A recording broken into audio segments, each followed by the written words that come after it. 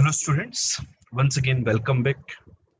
In this particular session we are going to discuss JEE Advanced 2017 question from the chapter Matrices and Determinant. जैसा कि आपको पता है कि जो चैप्टर है JEE Advanced point of view से काफी इंपॉर्टेंट है और JEE Advanced 2017 में भी 3 क्वेश्चंस पूछे गए थे और उन तीनों क्वेश्चंस को हम वन बाय वन यहाँ डिस्कस करने वाले हैं। My self Rakesh Goyal and ये हमारा यूट्यूब चैनल है, आपने इसको सब्सक्राइब नहीं किया है तो कर लें ताकि आपको बराबर से प्रीवियस ईयर के क्वेश्चंस मिलते रहें बच्चों। तो बच्चों चलते हैं पहले क्वेश्चन की तरफ। ये क्वेश्चन 2017 में आया था। क्या गिवन है? Which of the following are not the. कभी भी जब भी क्वेश्चन के अंदर ये नॉट वगैरह के मीनिंग आते हैं तो इनको अंडरलाइन कर लेना चाहिए। Which of the following are not the square of 3x3 matrix with real entries, कि इनमें से कौन कौन से स्क्वायर नहीं होंगे किसी रियल मैट्रिक्स के। तो मान लेते हैं कि जिस रियल मैट्रिक्स की बात कर रहे थे वो मैट्रिक्स दी ए है, तो हमें बात करनी है कि इनमें से कौन कौन सा ए स्क्वायर नहीं होगा। तो ये क्वेश्चन बड़ा आसान था जो कि 2017 के पेपर 1 में पूछा गया था। आप देखिए यहाँ पर 4 मार्क्स का -2 और ये जो क्वेश्चन था ये मोर देन 1 करेक्ट टाइप का क्वेश्चन था बच्चों। तो उस क्वेश्चन में हम कैसे करेंगे सोल्व, देखते हैं। बेटा देखो ये जो मैट्रिक्स है यहाँ पर मुझे इसके डिटरमिनेंट वैल्यू पता है। देखो डायगोनल एलिमेंट है, केवल ये डायगोनल मैट्रिक्स है और डायगोनल मैट्रिक्स का जो डिटरमिनेंट वैल्यू है, यदि मैं इसके डिटरमिनेंट की बात करूं, ये यदि किसी ए मैट्रिक्स का स्क्वायर है सपोज, तो यदि ये इस मैट्रिक्स का स्क्वायर है तो ए स्क्वायर का डिटरमिनेंट यहाँ पर ए मैट्रिक्स का ये क्या है? स्क्वायर है। ये सारी मैट्रिसेस क्या है? स्क्वायर है।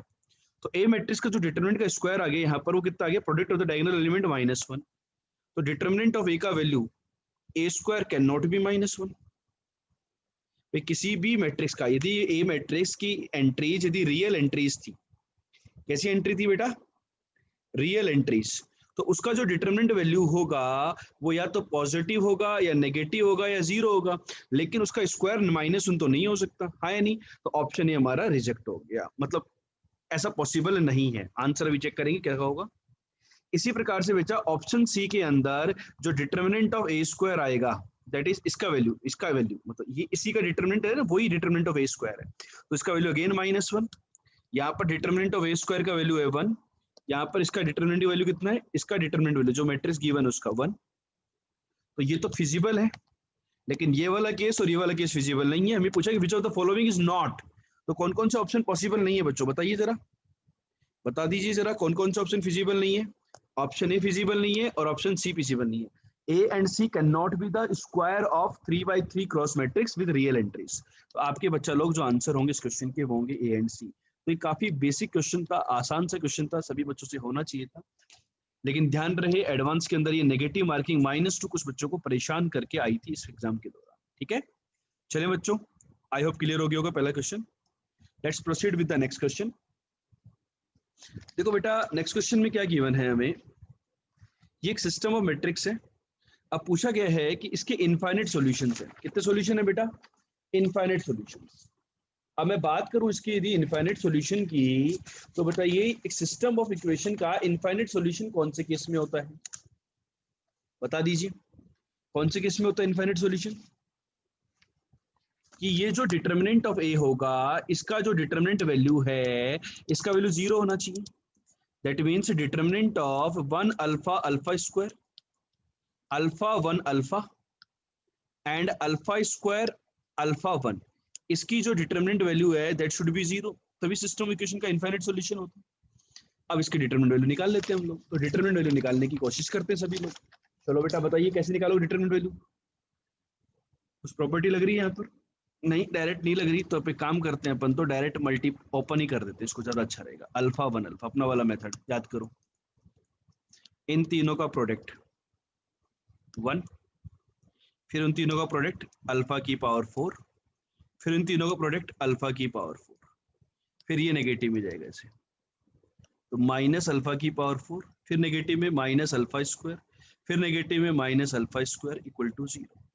एक कैंसिल हो गया बेटा, तो अल्फा की power 4 -2 times alpha square plus 1 is equal to 0, that is alpha square -1 का whole square equal to 0। So this will give you alpha square -1 equal to 0. So this will give you alpha equal to 1 and -1. Alpha की दो values आ गई, लेकिन आपको याद होगा determinant of A can be 0 in the case of no solution as well. और infinite solution, दोनों ही केस में ऐसा होता है। तो मेरे पास अल्फा की बच्चा लोग 2 वैल्यू आई, तो बच्चे लोग जो गड़बड़ करते हैं वो यही करते हैं कि दोनों वैल्यू पुट कर देते हैं, नहीं, क्योंकि यहाँ पर अल्फा के वैल्यू मैटर करेगा, अल्फा स्क्वायर में तो कोई मैटर नहीं करेगा, ठीक है। तो अल्फा इक्वल टू 1 पे यदि मैं सिस्टम ऑफ इक्वेशन को देखूं, यहाँ पर अल्फा इक्वल टू 1 पे सिस्टम ऑफ इक्वेशन, तो पहली इक्वेशन बन रही है x plus y plus z is equal to 1, दूसरी इक्वेशन बनेगी x plus y plus z equal to -1, और तीसरी इक्वेशन बनेगी x plus y plus z equal to 1। यार ये दोनों तो एक दूसरे को कॉन्ट्राडिक्ट कर रहे हैं, मतलब ये जो कहानी होगी, कौन सी कहानी होगी, नो सॉल्यूशन वाला केस हो जाएगा। यहाँ पर आप यहां से भी निकाल सकते हो, और चाहो तो अपना D1 D2 D3 चेक करके भी अपन बता सकते हैं कि उनमें से कोई ना कोई एक नॉन जीरो आ रहा होगा, ठीक। अब अल्फा इक्वल टू -1 पे क्या बात हो रही है, चेक कर लेते हैं। अल्फा की वैल्यू -1 पुट करते हैं, मल्टीप्लाई करते हैं सिस्टम ऑफ इक्वेशन को, तो x minus y plus z equal to 1, पहला इक्वेशन। दूसरा equation -x plus y minus z equal to -1, और तीसरा इक्वेशन बेटा x minus y plus z is equal to 1। तो ये तीनों सिस्टम ऑफ इक्वेशन, तीनों क्या लिखे हुए हैं, इनडायरेक्टली ये लिखे हुए हैं x minus y plus z equal to 1, y plus z equal to 1। तो एक ही सिस्टम इक्वेशन, इसके कितने सॉल्यूशन आएंगे, इनफाइनाइट सॉल्यूशन। तो आपके पास ओवरऑल जो अल्फा की जो एक्सेप्टेड वैल्यू होगी that will be alpha equal to 1। यदि अल्फा की वैल्यू 1 आ गई तो अब मुझे किसकी बात करनी है, मुझे बात करनी है 1 प्लस अल्फा स्क्वायर की। तो अल्फा की वैल्यू 1 पर इसकी वैल्यू कितनी होगी, 3 होगी। तो आपका जो आंसर होगा बच्चा पार्टी, वो कितना होगा, 3 होगा। क्लियर हुआ या नहीं हुआ, श्योर?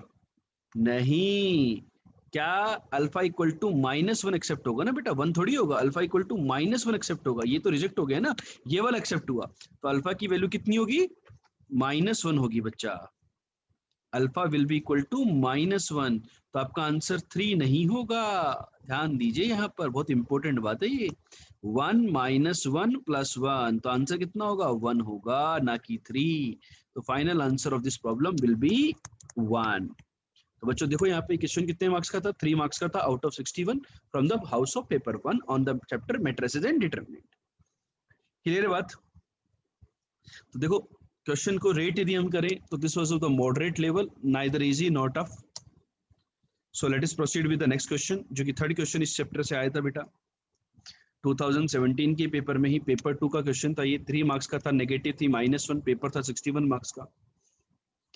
देखिए बेटा इसको कि इसमें क्या पूछा गया है कि how many 3x3 matrices M जिनकी एंट्रीज है 0 1 2 are there for which the sum of the diagonal entries, diagonal entries होता है M transpose M, M transpose M की जो डायगोनल एंट्रीज होंगी उसके बारे में बात कर रहा है। तो देखो M ट्रांसपोज M होगा क्या और M क्या होगा। तो बेटा देखो मैं M को कोई भी एक मैट्रिक्स मानूं, M यदि बेटा मेरी कोई भी एक मैट्रिक्स है सिंपल सी A1 A2 A3 करके, तो M transpose M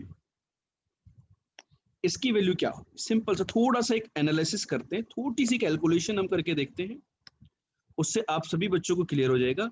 let's say M था A1 A2 A3 A4 A5 A6 A7 A8 A9, ये अपना M था।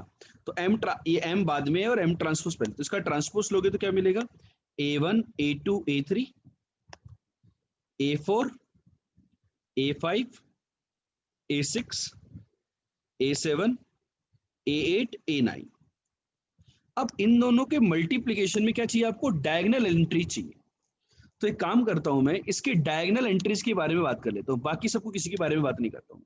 तो फर्स्ट रो को फर्स्ट कॉलम से यदि मैं मल्टीप्लाई करूंगा तो डायगोनल एंट्रीज क्या होंगी, A1 square plus A4 square plus A7 square. Observe करो आप, आगे सेकंड एलिमेंट क्या आ रहा है, नहीं चाहिए, ये वाला नहीं चाहिए, यहाँ पर ये वाला एलिमेंट नहीं चाहिए। सेकंड एलिमेंट कैसे आएगा, सेकंड रो को सेकंड कॉलम के साथ करोगे बेटा तो यहाँ पर 2 2 वाला एलिमेंट आ जाएगा, A2 square plus A5 square plus A8 square. ये वाला एलिमेंट नहीं चाहिए, यहाँ पर ये वाला एलिमेंट नहीं चाहिए, सेकंड रो थर्ड नहीं चाहिए, third row third column, third row को थर्ड कॉलम से मल्टीप्लाई करोगे बेटा तो you will get A3 square plus A6 square plus A9 square. तो यहाँ पर देखो वही इंफॉर्मेशन आपको गैदर करनी है जो चाहिए, फालतू की बेवजह की कैलकुलेशन आपको नहीं करनी है। यदि आप बेवजह कैलकुलेशन में लग जाएंगे तो क्वेश्चन करने में बहुत ज्यादा टाइम लगेगा। अब क्या बोला गया है, sum of the diagonal entries of this, तो इन सब का सम। तो आप ऑब्जर्व करो, देखो A1 square, A2 square, A3 square, A4 square, A5 square, A6 square, A7 square, A8 square, A9 square. तो जो इनका जो सम है ना, उसका वैल्यू कितना है 5। तो जो सम है that is A1 square plus A2 square plus A3 square and so on up to A9 का स्क्वायर। और ये 9 परफेक्ट स्क्वायर्स का सम 5 होना चाहिए। और इनकी जो एंट्रीज हैं, ये जो AI हैं 1 से लेकर के 9 तक, इनकी जो वैल्यू है वो है 0 1 2, बस यही पॉसिबिलिटी है। I belongs to 1 to n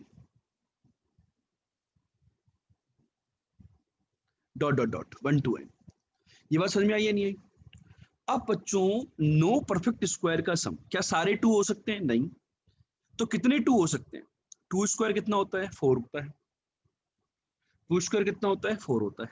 तो इनमें से मैक्सिमम, एक केस मैंने लिया कि किसी एक को मैंने, कोई एक, देखो सम हमने को क्या चाहिए?